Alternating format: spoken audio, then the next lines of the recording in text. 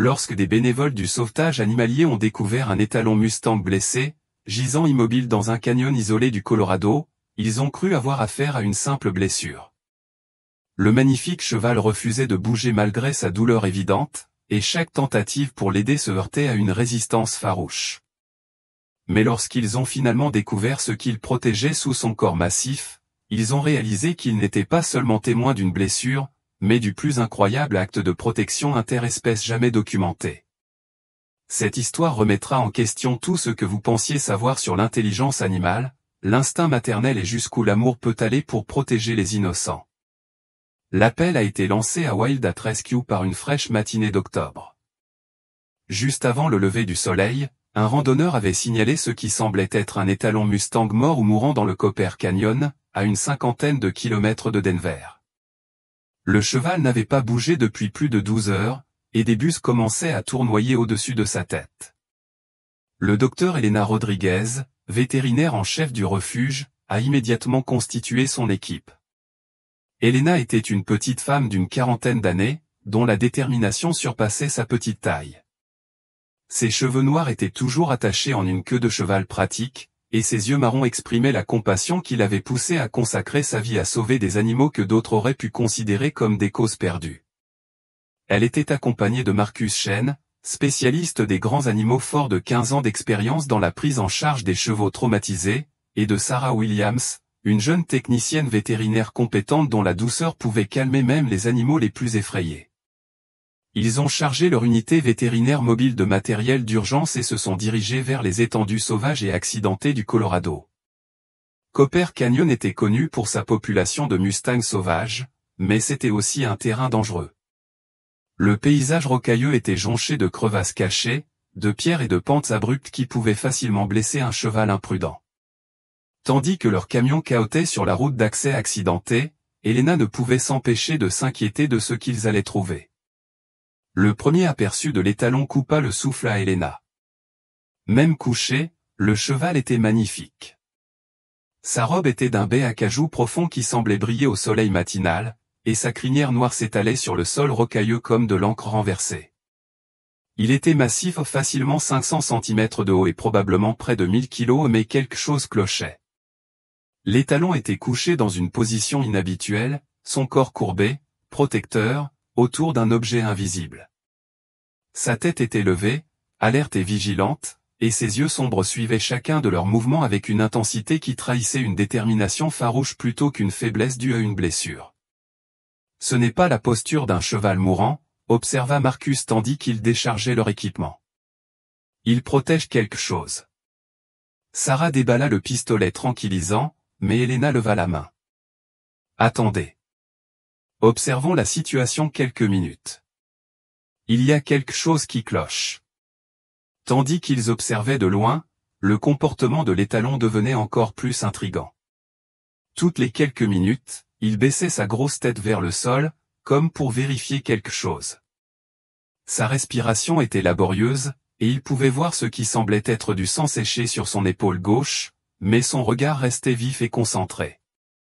Lorsqu'un corbeau curieux se posa à proximité, la réaction de l'étalon fut immédiate et surprenante. Il plaqua ses oreilles contre sa tête et poussa un hennissement d'avertissement si violent que l'oiseau prit aussitôt son envol. « Je n'ai jamais vu un comportement pareil, » dit doucement Elena. « Il est blessé, on voit le sang et la façon dont il se penche sur son côté gauche mais il ne bouge pas. Les chevaux sauvages fuient quand ils sont blessés, ils ne restent pas immobiles pour surveiller leur territoire. » Marcus ajusta ses jumelles pour mieux voir ce qui se cachait sous le corps de l'étalon. Il y a clairement quelque chose sous lui. J'en entrevois des bribes, mais je ne sais pas exactement ce que c'est. C'est petit et ça bouge. Elena sentit son cœur s'accélérer. En 20 ans de sauvetage d'animaux sauvages, elle avait vu des chevaux protéger leurs propres poulains, mais la posture de cet étalon laissait penser qu'il gardait quelque chose de bien plus petit qu'un cheval. Les courbes de son corps massif formaient un abri parfait, telle une forteresse vivante, protégeant tout ce qui se trouvait à l'intérieur.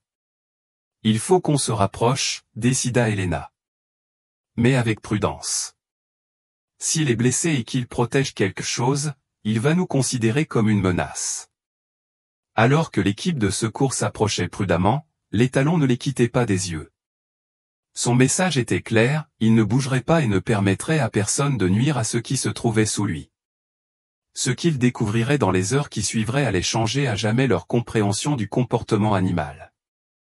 À mesure qu'ils s'approchaient, la posture défensive de l'étalon s'intensifiait. Ses oreilles restaient plaquées en arrière et ses muscles puissants se tendaient sous sa robe à cajou.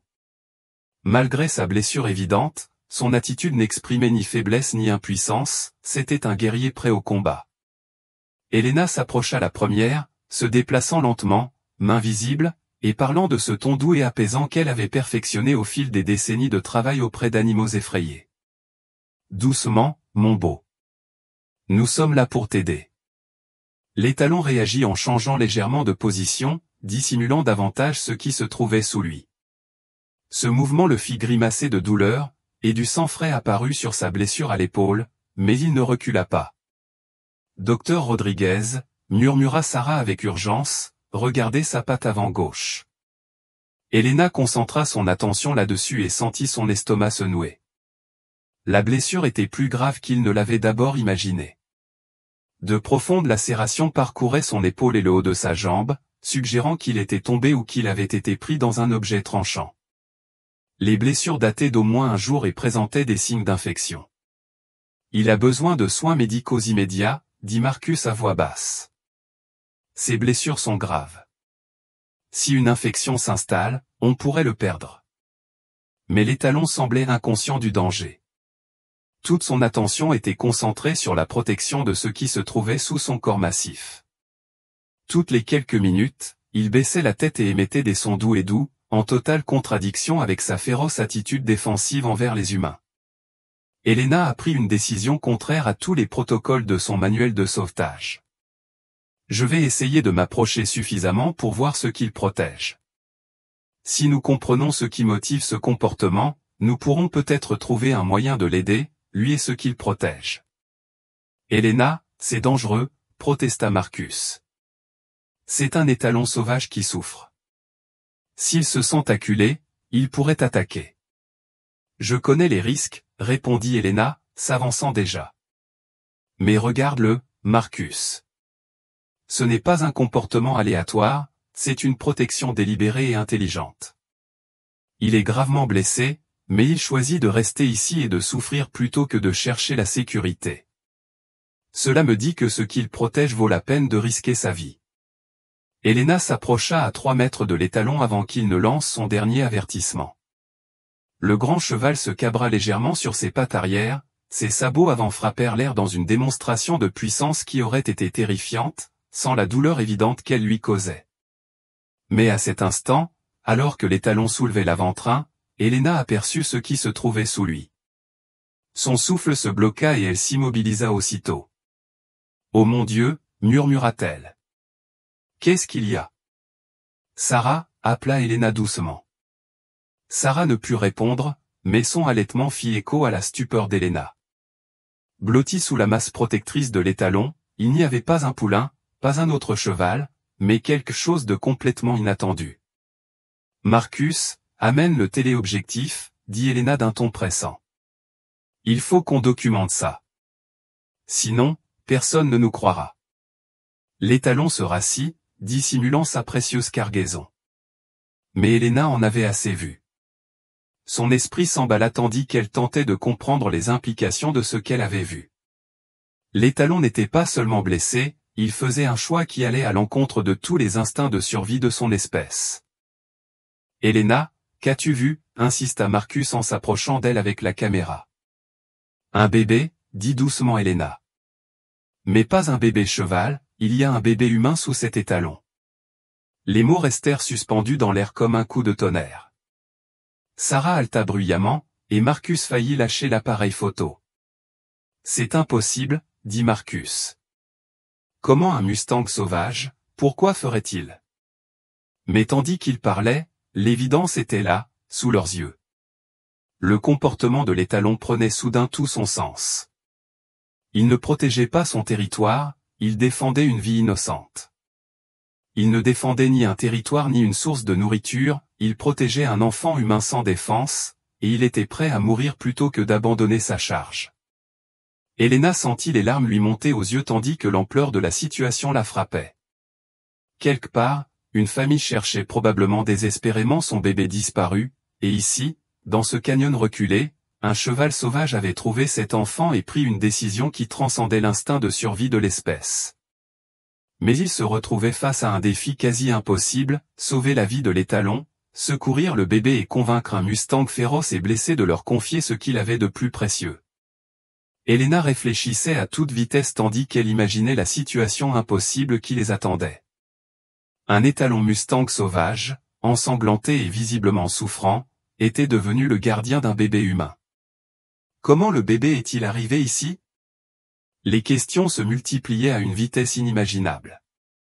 Depuis combien de temps l'étalon le protège-t-il? L'enfant est-il encore en vie? Sarah, appelle le 911 immédiatement, ordonna Elena. Nous avons besoin des services médicaux d'urgence, de la protection de l'enfance et probablement du bureau du shérif. Préviens-les que notre enfant est en danger de mort. Comment expliquer cela? Demanda Sarah, la voix tremblante, tandis qu'elle sortait son téléphone satellite. Dis-leur la vérité, répondit Elena d'un ton sombre. Ils verront s'ils doivent y croire ou non. Marcus avait réussi à prendre plusieurs photos avec un téléobjectif, des images qui deviendraient plus tard des preuves dans l'une des affaires les plus déroutantes du Colorado. Elena, regarde ça, dit-il en lui montrant l'écran LCD de l'appareil. La photo montrait ce qu'Elena avait aperçu plus tôt, un petit paquet enveloppé dans ce qui semblait être une couverture rose, bien calée sous le ventre de l'étalon. Le bébé semblait bouger, ce qui signifiait qu'il était vivant, mais après avoir passé potentiellement plusieurs jours dans la nature, son état était inconnu.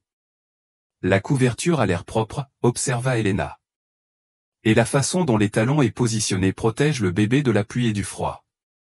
Regarde comme son corps crée un brise-vent parfait.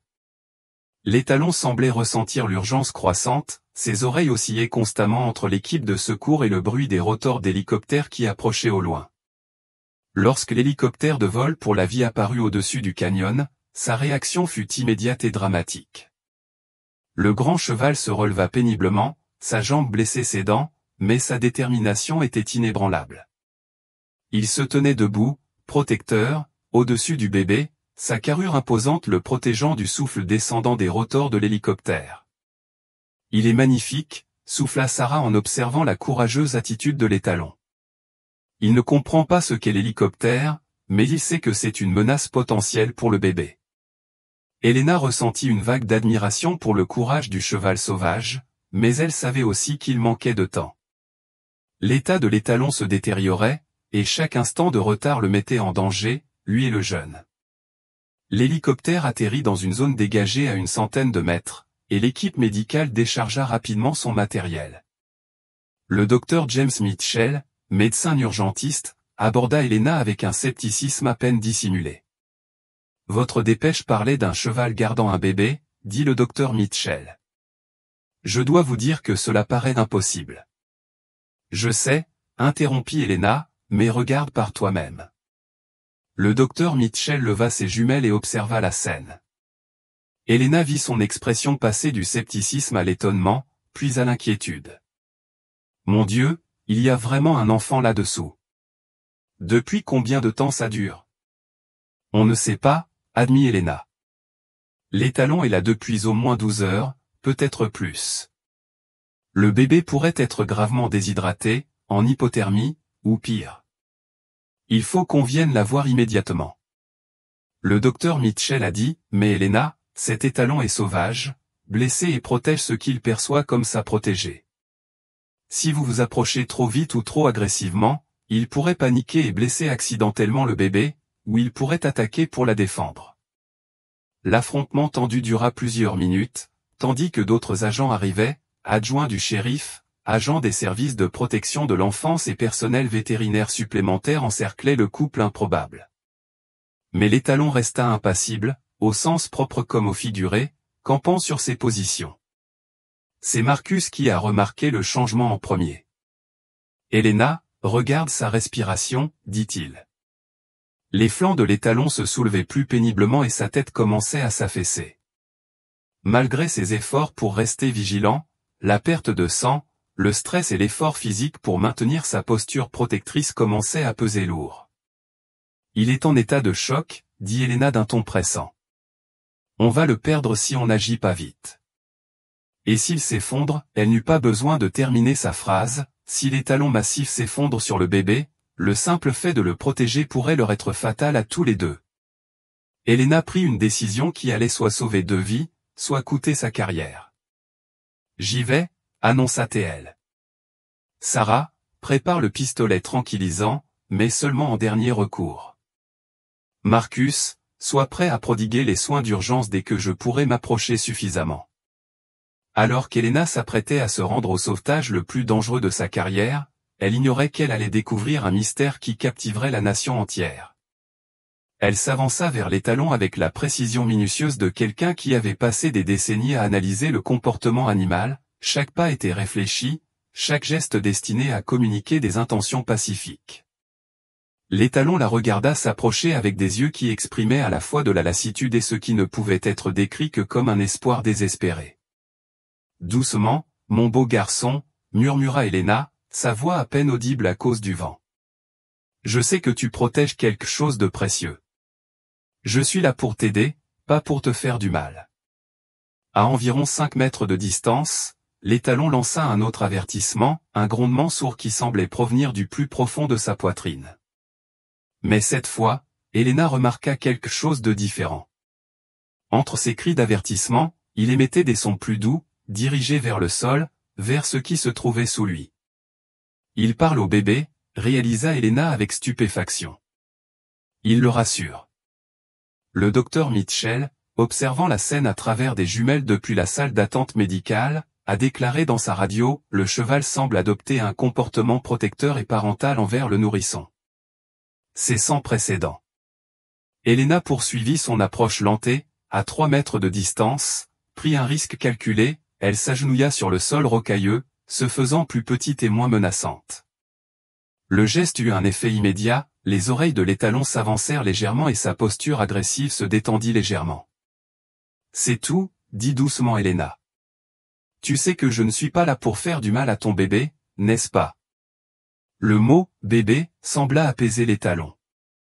Sa respiration ralentit légèrement et il baissa la tête pour vérifier l'état de sa protégée. À cet instant, Elena eut la vision la plus nette qu'elle ait jamais eue de ce qui se trouvait sous lui. Le nourrisson semblait avoir environ 6 mois, enveloppé dans une couverture rose sale mais intacte. Le bébé bougeait légèrement, ce qui confirmait sa vie, mais Elena voyait des signes de déshydratation et d'exposition. Des cheveux noirs dépassaient de la couverture, et elle distinguait à peine de minuscules doigts agrippant le tissu. Dr Mitchell, appela doucement Elena dans sa radio. Le bébé semble avoir environ 6 mois. Conscient, mais il présente des signes de déshydratation. Il faut agir vite. Elena continua de s'approcher, parlant sans cesse d'un ton apaisant. Tu as fait un si bon travail pour la protéger, dit-elle à l'étalon. Mais elle a besoin d'une aide que tu ne peux pas lui apporter. Laisse-nous vous aider tous les deux. Alors qu'Elena n'était plus qu'à 1,50 m, l'étalon prit une décision qui défiait toutes les prévisions des experts.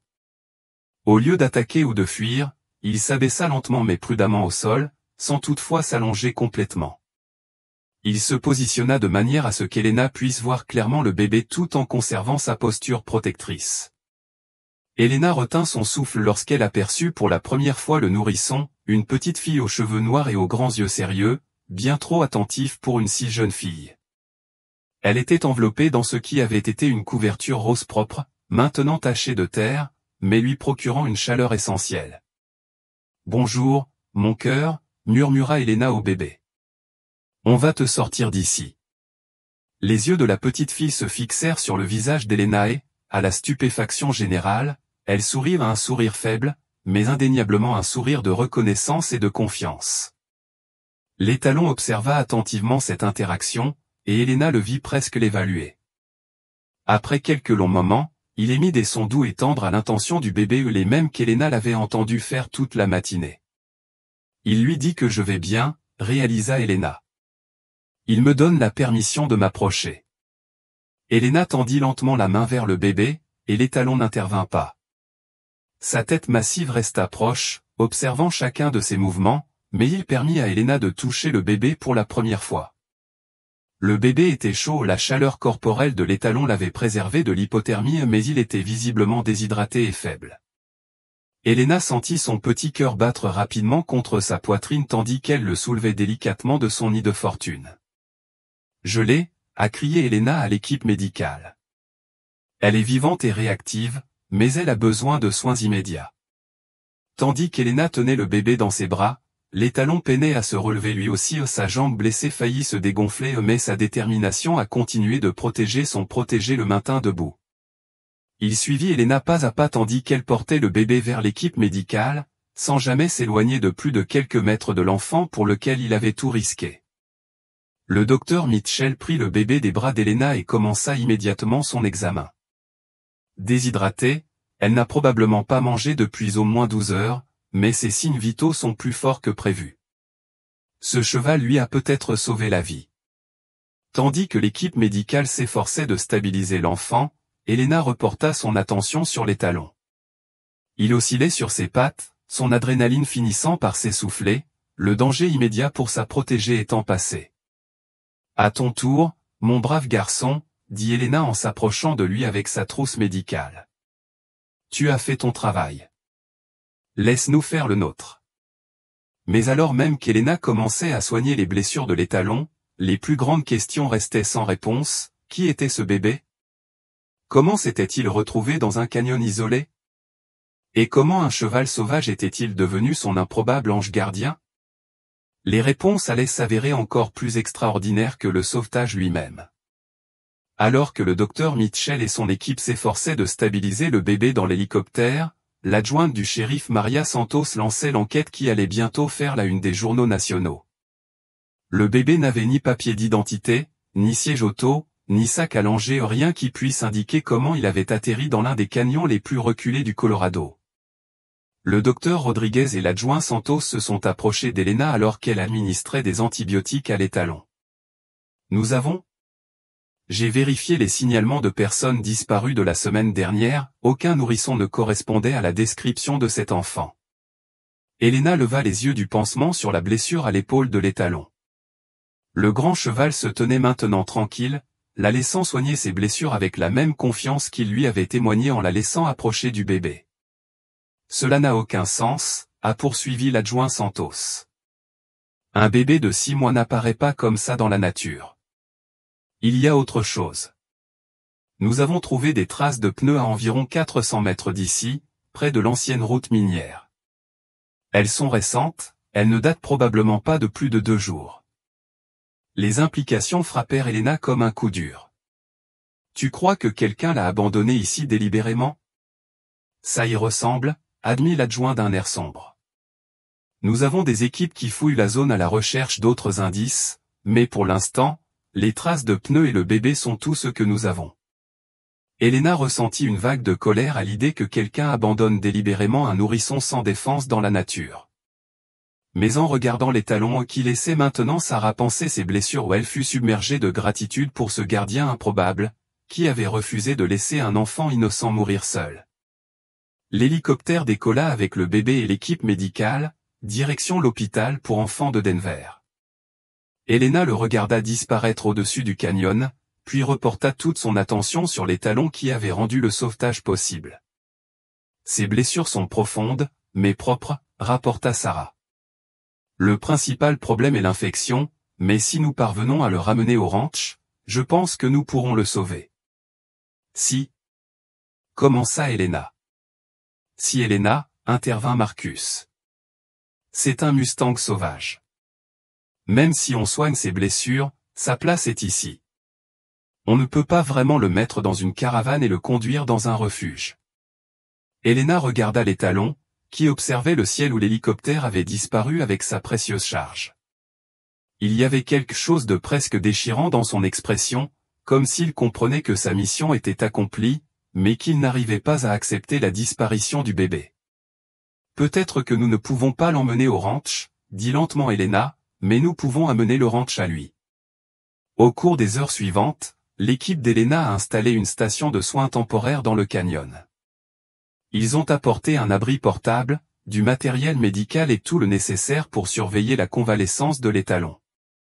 C'était une opération de terrain sans précédent, mais Elena était déterminée à ne pas abandonner le cheval qui avait fait preuve d'une compassion extraordinaire. L'étalon semblait comprendre qu'ils étaient là pour l'aider. Il accepta les soins, mangea la nourriture riche en nutriments qu'ils lui proposaient et les laissa même lui installer un abri. Pourtant, ses yeux scrutaient constamment le ciel, comme s'il espérait le retour de l'hélicoptère. 3 jours après le début des opérations de sauvetage, l'adjoint Santos est revenu avec des nouvelles qui ont complété le tableau des événements à Copper Canyon. Nous l'avons retrouvé, a annoncé l'adjoint. La mère du bébé, Jessica Martinez, 19 ans, de Denver. Elle a été arrêtée alors qu'elle tentait de traverser la frontière mexicaine. Elena sentit son cœur se serrer. Elle a abandonné son propre enfant? C'est compliqué, a expliqué l'adjoint Santos. Martinez était liée à un trafiquant de drogue qui menaçait de la tuer, elle et le bébé, si elle ne coopérait pas à son opération. Elle a paniqué, a pris le bébé et est venue ici, pensant protéger sa fille en la laissant là où le trafiquant ne la retrouverait jamais. Elle a laissé un bébé de 6 mois dans la nature, demanda Sarah, la voix serrée par la colère. Elle dit qu'elle comptait revenir, a poursuivi l'adjoint Santos. Elle pensait pouvoir laisser le bébé ici quelques heures, le temps de trouver de l'aide. Elle ignorait à quel point c'était dangereux ni combien de temps elle serait absente. Elena secoua la tête, incrédule. Elle aurait pu aller voir la police, les services sociaux, n'importe qui. Il y avait tellement d'autres options. La peur pousse les gens à agir de manière irrationnelle, a déclaré le député Santos. L'important est que le bébé soit en sécurité et que la mère reçoive l'aide dont elle a besoin. Alors que l'enquête se terminait et que la tension médiatique s'intensifiait, Elena se retrouva à passer de plus en plus de temps avec l'étalon en convalescence. Le cheval était devenu une véritable célébrité, journaliste et photographe campant dans le canyon, espérant apercevoir l'ange gardien Mustang. Mais Elena s'intéressait davantage au moment de calme où elle s'asseyait avec l'étalon et le regardait scruter l'horizon. Il avait noué avec ce bébé un lien transcendant les espèces, et Elena se demandait s'il comprendrait un jour que sa mission était terminée. 2 semaines après le sauvetage, Elena reçut un appel qui allait tout changer. Le docteur Mitchell était en ligne depuis l'hôpital pour enfants de Denver et lui annonçait une nouvelle trop incroyable pour être vraie. Docteur Rodriguez, je dois vous demander quelque chose qui va vous paraître insensé, commença le docteur Mitchell. Cette petite, Isabella Martinez, est en bonne santé et se porte bien depuis son sauvetage, mais il se passe quelque chose d'inhabituel. Elena sentit son pouce accélérer. Quel genre d'inhabituel? Elle n'arrête pas de pleurer si on ne lui fait pas écouter des enregistrements de cris de chevaux, explique le docteur Mitchell. Nous avons tout essayé, musique, bruit blanc, voix humaines, mais la seule chose qui la calme, c'est le hennissement ou le hennissement des chevaux. Elena regarda par-dessus le canyon, vers l'étalon qui se tenait sur un éperon rocheux, scrutant le ciel avec une patience centenaire. Elle s'est liée à lui, dit doucement Elena. Durant ces heures ou ces jours passés ensemble, elle a appris à associer ses cris à la sécurité et à la protection. Ce n'est pas tout, a poursuivi le docteur Mitchell. Les services sociaux travaillent avec la mère, et la situation est complexe. Jessica Martinez suit un programme de réadaptation et s'efforce de reprendre sa vie en main afin de récupérer la garde de sa fille. Mais la petite a des difficultés en famille d'accueil, elle ne s'épanouit pas comme elle le devrait. Elena sentit une idée germer dans son esprit, une idée si inédite qu'elle hésita à l'exprimer. Docteur Mitchell, que se passerait-il si Isabella pouvait retrouver l'étalon, ne serait-ce que pour un court instant? Il y eut un long silence à l'autre bout du fil. Docteur Rodriguez, ce serait tout à fait inhabituel. Il s'agit de mettre un nourrisson en contact avec un animal sauvage qui a déjà prouvé qu'il était prêt à mourir avant de se laisser faire. Docteur, et si cet étalon n'était pas seulement le sauveur d'Isabella, fit remarquer Elena. Et s'il était la clé de sa guérison? La conversation qui s'ensuivit impliqua des administrateurs de l'hôpital, des services de protection de l'enfance, des experts vétérinaires et même un juge. Les précédents juridiques et médicaux étaient inexistants, mais les circonstances étaient si extraordinaires que les règles traditionnelles semblaient inadaptées.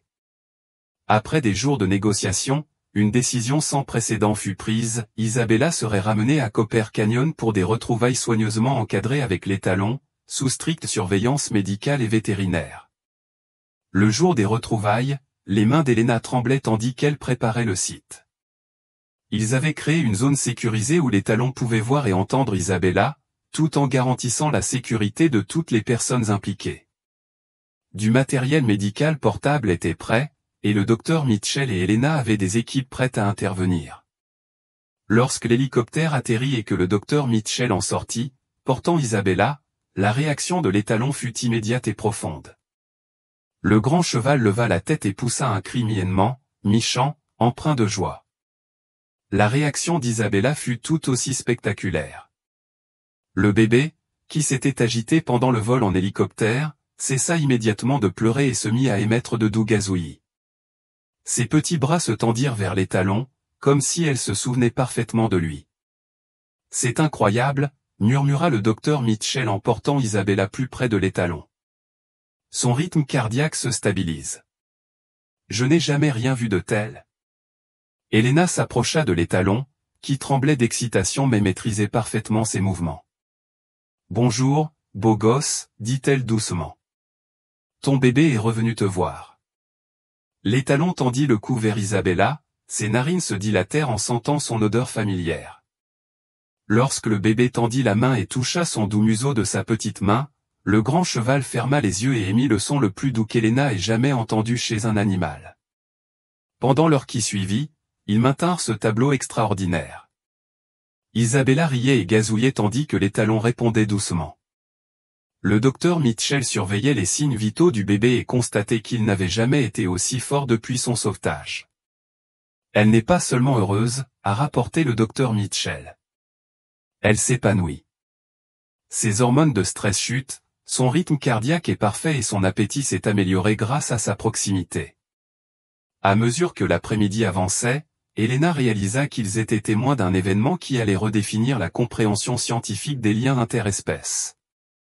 Il ne s'agissait plus d'une simple histoire de sauvetage, c'était la preuve d'un lien qui transcendait toutes les frontières que la science avait jusqu'alors reconnues. Mais alors que le soleil commençait à se coucher sur Copper Canyon, tout le monde savait que ces retrouvailles magiques prendraient fin. Isabella devait retourner sous la protection des humains, et l'étalon appartenait à la nature. La suite allait prouver que certains liens sont trop forts pour être brisés, même avec les meilleures intentions. Le pont s'apprêtait à ramener Isabella à l'hélicoptère. La détresse de l'étalon devint évidente pour tous. Le grand cheval se mit à arpenter la rue avec agitation, appelant le bébé avec des cris de plus en plus pressants. Isabella répondit en pleurant pour la première fois depuis le début des retrouvailles, ses petits bras tendus désespérément vers son protecteur. « Ça ne marchera pas », dit doucement le docteur Mitchell à Elena. Les séparer à nouveau leur cause un stress intense à tous les deux. Il faut trouver une autre solution. Elena regarda l'étalon, dont les yeux exprimaient une intelligence et une émotion presque humaine. « Et si on ne les séparait pas ?» demanda-t-elle. « Elena, c'est impossible », intervint l'adjoint Santos. « On ne peut pas laisser un bébé dans la nature avec un cheval sauvage. Et on ne peut pas laisser entrer un étalon sauvage dans la civilisation, » ajouta le docteur Mitchell. Même s'il est doux avec Isabella, il reste un animal indompté. Mais Elena élaborait déjà un plan aussi audacieux que nécessaire. Et si on créait un pont entre les deux mondes? Au cours des heures qui suivirent, Elena passa une série d'appels téléphoniques qui allaient changer à jamais la vie de nombreuses personnes. Elle contacta le bureau de gestion des terres, le département de la faune sauvage de l'État et plusieurs donateurs influents qui avaient suivi l'histoire d'Isabella dans les médias. Au matin, un accord sans précédent était approuvé.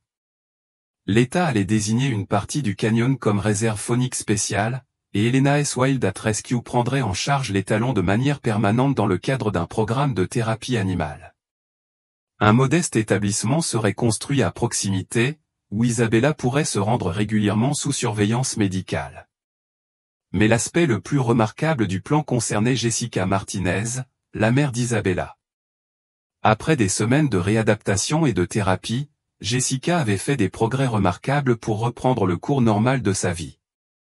Elle avait terminé son programme de traitement, trouvé un emploi stable et démontré son engagement à être une bonne mère.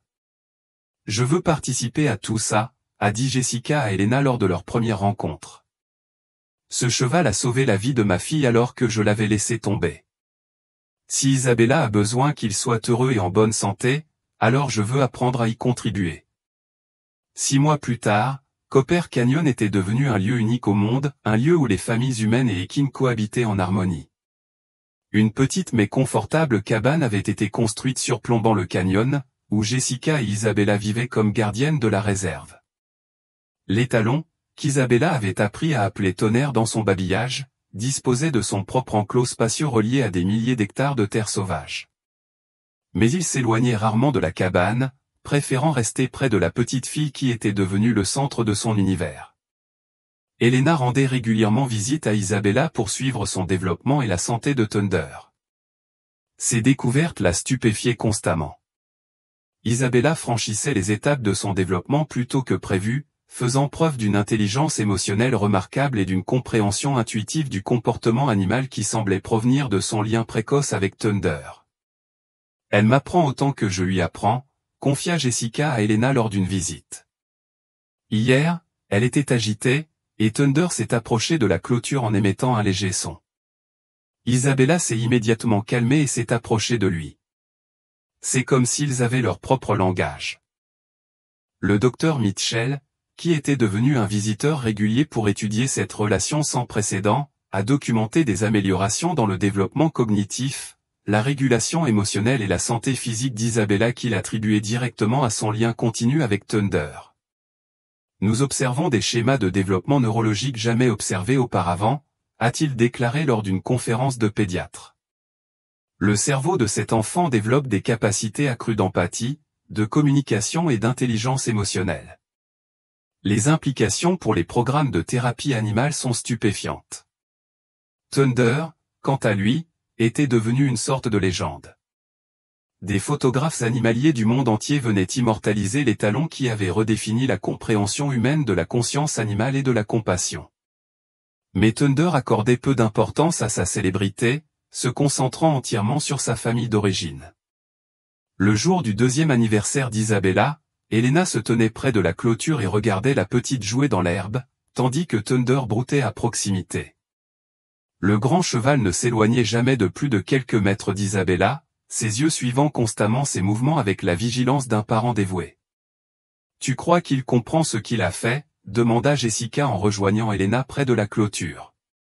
Elena regarda Isabella s'approcher de Thunder et enrouler ses petits bras autour de sa jambe massive. L'étalon baissa aussitôt la tête pour la caresser doucement, le regard doux de contentement. « Je pense qu'il comprend parfaitement », répondit Elena. Il a trouvé sa raison d'être ce jour-là dans le canyon, et cela n'avait rien à voir avec la nature ou la liberté. Tout avait à voir avec l'amour. Alors que le soleil se couchait sur Copper Canyon, projetant une lumière dorée sur la réserve, Elena repensa au chemin parcouru pour arriver à ce moment. Ce qui avait commencé comme un simple appel au secours était devenu une histoire d'amour transcendant les espèces, de protection devenue familiale, et d'un étalon sauvage qui avait redéfini le rôle de gardien. Isabella gloussa tandis que Tonnerre soufflait doucement de l'air par ses narines, ébouriffant ses cheveux noirs. Le son résonna à travers le canyon comme une musique, une harmonie parfaite entre deux âmes qui s'étaient trouvées contre toute attente et refusaient de se quitter. Leur histoire a enseigné au monde que parfois les familles les plus extraordinaires ne sont pas fondées sur le sang ou l'espèce, mais sur l'amour, le sacrifice et les liens indestructibles qui se tissent lorsqu'un cœur choisit d'en protéger un autre. Cette histoire incroyable nous rappelle que l'amour ne connaît pas de frontières ni celle des espèces, ni celle des circonstances, ni celle de ce que la société croit possible. Le lien qui unit Thunder et Isabella nous montre que la protection la plus puissante vient parfois des sources les plus inattendues, et que la véritable protection n'est pas une question de biologie, il s'agit d'avoir le courage de faire passer le bien-être d'autrui avant le sien. Leur parcours, d'un sauvetage désespéré à une famille extraordinaire, prouve que les miracles se produisent lorsqu'on est ouvert à voir au-delà des conventions. Thunder n'a pas seulement sauvé la vie d'Isabella ce jour-là dans le canyon, il nous a tous montré à quoi ressemble l'amour inconditionnel en action. Si cette histoire vous a touché, abonnez-vous à notre chaîne pour découvrir d'autres récits incroyables d'héroïsme animalier, de familles inattendues et des liens extraordinaires qui peuvent se tisser entre différentes espèces. Aimez si le parcours de Thunder et Isabella vous a inspiré, et partagez cette histoire avec quelqu'un qui a besoin de se rappeler que les familles sont de toute taille et de toute forme, et que l'amour est la force la plus puissante de l'univers. Que feriez-vous si vous découvriez un animal protégeant quelque chose de précieux? Jusqu'où iriez-vous pour préserver l'unité d'une famille, même si celle-ci défiait toutes les conventions? Dites-le nous dans les commentaires ci-dessous et n'oubliez pas d'activer la cloche de notification pour découvrir d'autres histoires qui prouvent que l'amour transcende les frontières.